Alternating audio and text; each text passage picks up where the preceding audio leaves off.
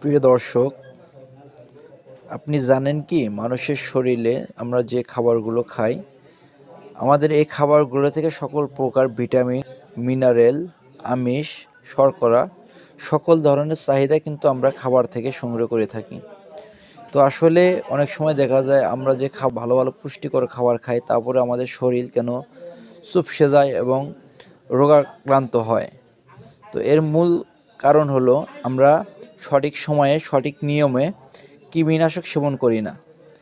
মূলত আমরা কীটনাশক সঠিক সময়ে সঠিক নিয়মে সেবন না করার কারণে আমরা যে ভিটামিন এবং যে খাবার আমিষ বা কিছু খেয়ে থাকি না কেন, সেই খাবারগুলো কৃমি খেয়ে ফেলে, যার কারণে আমার যে পরিমাণ ভিটামিন বা আমিষের চাহিদা রয়েছে তা পূরণ।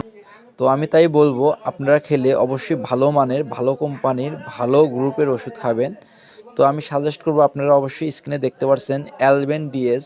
তো এই অ্যালবেন ডিএসটি এসকে ফার্মাসিউটিক্যালের ভালো একটি কৃমিনাশক ট্যাবলেট। তো শিশুদের জন্য সিরাপও রয়েছে।